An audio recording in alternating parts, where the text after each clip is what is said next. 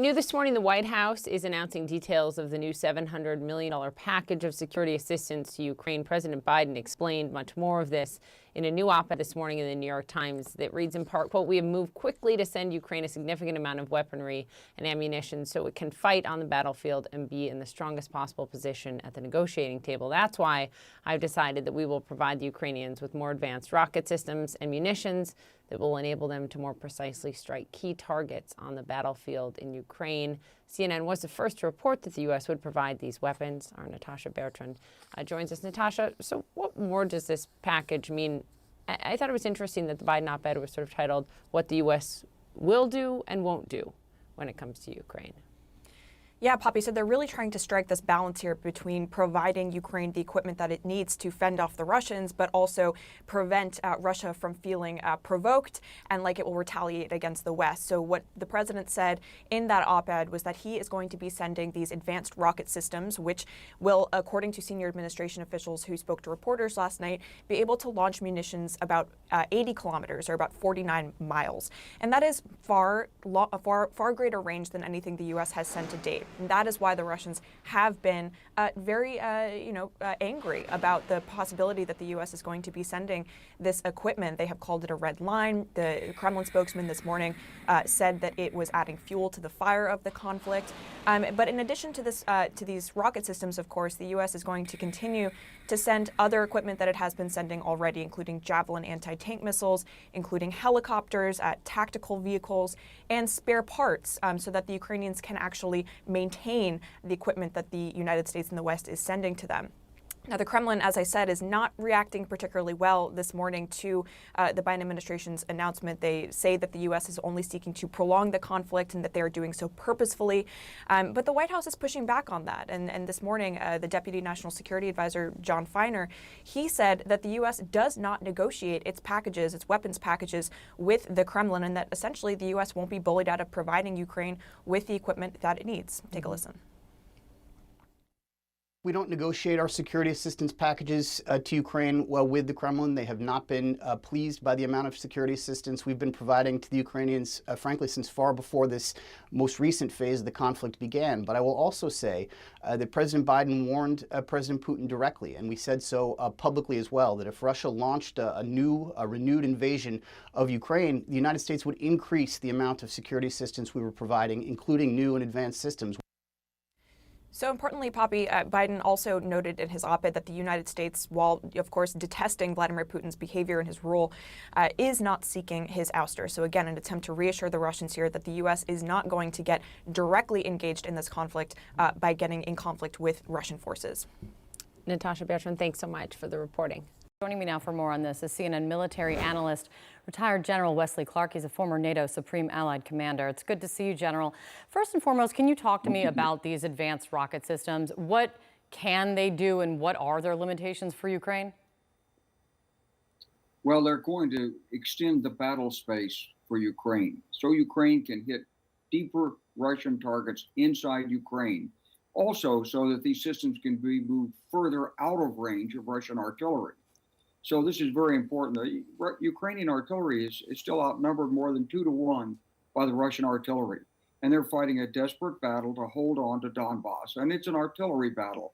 So these systems will provide crucial ability to strike accurately against Russian artillery, keep it off the Ukrainian troops, and enable Ukraine to hang on and maybe even regain some of its territory in eastern Ukraine. You heard the Secretary of State saying there that it's echoing what the president had said in announcing this, is one key to this agreement, it appears, was getting assurances from Ukraine that Ukraine wouldn't be using this to fire into Russia, into Russian territory. What do you think of those assurances? Well, I think they're good assurances, and I think they're appropriate in this case because, as the president has said, we're not trying to start a war with Russia. They're making a lot of irresponsible threats to the West, but the United States and NATO are not responding to that. But what we are determined to do is to help Ukraine defend its own territory, maintain its territorial integrity, and be politically independent. That's our obligation under the United Nations Charter, and that's the obligation that the United States is fulfilling. The Russian spokesman, though, responded already to this announcement, probably not surprisingly. And the way the Kremlin spokesperson put it was that the U.S. is purposefully and diligently adding fuel to the fire. And this is one thing that President Biden kind of clearly wanted to address in his opinion piece announcing these new weapons, because what they're very clearly trying to say is they're not trying to, as you're talking about, provoke Russia. Let me read what he wrote in part in this opinion piece. "We do not seek a war between NATO and Russia. As much as I disagree with Mr. Putin and find his actions an outrage, the United States will not try to bring about his ouster in Moscow." Do you think these new weapon systems heading into Ukraine, do you think this has a chance of provoking Russia further? Absolutely not. But it's certainly going to be used by Russia in the information war to blame the United States. And there's nothing new about this. I mean, they've blamed the United States from the beginning. The target for the information war is Europe and the European public opinion. But the United States has to lead NATO. It has to have a strong response. And our NATO allies have to come on board and follow the United States lead in this. And this helps them deal with their own public. There's a battle going on for European public opinion. It happens every time with Russia. But the president's showing the right kind of leadership in holding NATO together and in supporting Ukraine. General, I have heard some suggest that they believe that these weapons heading over now is too little too late at this point in the conflict. What do you think about that? I think it would have been better if we'd had them like a month ago, 6 weeks ago. I've been saying on CNN for the last 6 or 8 weeks that we're entering this critical time. But honestly, the Ukrainians have done a much better job of holding in Donbass than we could have imagined. Trouble, Kate, is they've taken very heavy losses there. How heavy, we don't know, but substantial. You can't stay under that pounding of Russian artillery, even if you have your own artillery shooting back, and not expect to take losses. So these weapons and the other American reinforcement of artillery is absolutely necessary. I wish we could have gotten it there sooner, and we have to get this there as soon as possible. But, you know, one of the things that's held the Biden administration back, of course, is NATO leadership. And we have to coordinate with our allies on every one of these steps. And the real strength of this is NATO. So 4 HIMARS systems getting there, really important, meet them right away, but not more important than NATO consensus and the support of our allies and understanding of our allies and what we're doing this. So I think the administration has done as much as it could reasonably do at this point, thinking about all the other constraints. Now the question is, how quickly can we get them there? And will we follow up the initial 4 with more? Because we need to keep Ukraine in this fight.